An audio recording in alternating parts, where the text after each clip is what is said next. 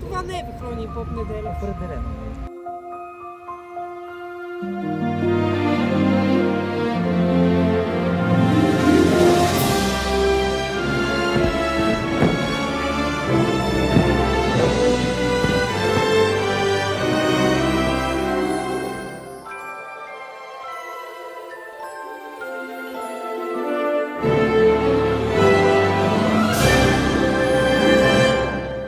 Ние без да искаме. Ме объркахме. Да, това не е от галерията. Извинете. Вихрония и поп неделя Велики е роден през 1953 година, на 1 март, което може да ни подскаже, че има мартени корени. Абе, какво правите тук? Вихрония е завършил в Канзалушката художествена гимназия през 1972 година. Господин поп неделя Велики, освен че е завършил Казанлъшката гимназия, намираща се в Казанлък, е бил в ВИИ, завършил с живопис през 1979 година. Както така е доцент през 1995. Професор по живопис през 2001 година. Вихрония и поп неделя Велики основава групата Градът, в която участват Андрей Данаилов, Божидар Бояджиев, Нетко Салаков и изкуствоведът Филип Зидаров.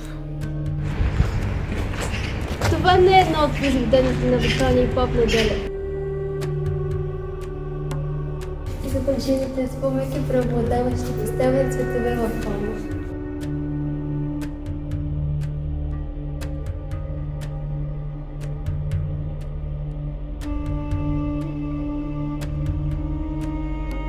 Заворена симфон, фигурата изглежда сякаш се слива с тези бели цветове. Листата и цветята придават усещането за лекота и движение.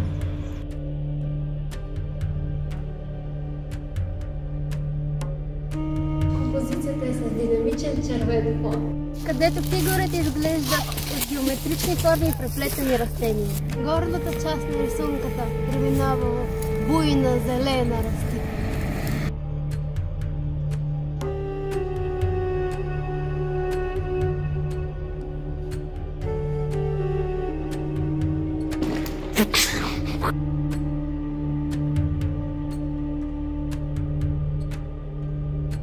Тази картина на Вихрония и поп неделя Велики е пълна с експресионизъм. Софийски градски пейзаж. Така се казва картината. Можем да разберем две неща от нея. Че е пейзаж, че е оживена улица, но също така, че е София, на което ние много не вярваме, тъй като липсват кошарите.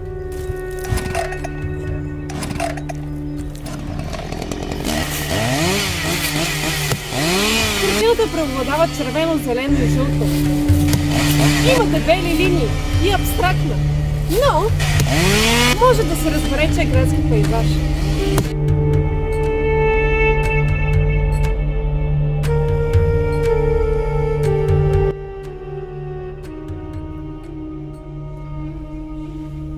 Този портрет е с експресионизъм.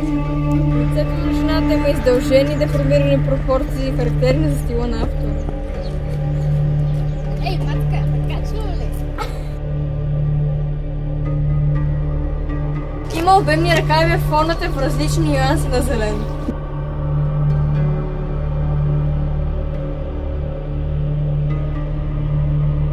Тази картина е композиция от множество индивидуални портрети, подредени в дървена рамка, която формира мрежа от квадратни секции.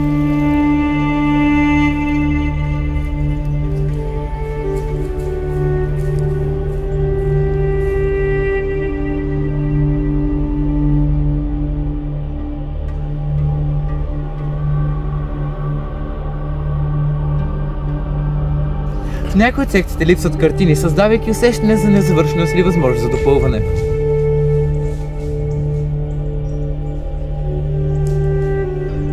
Всеки портрет е рисуван в експресивния стил на художника, с подчертана експресия във всеки цвят, който излага на платното. Цветовата гама на абсолютно всеки фон е идентично различна от останалите, за да може портретът да изпъква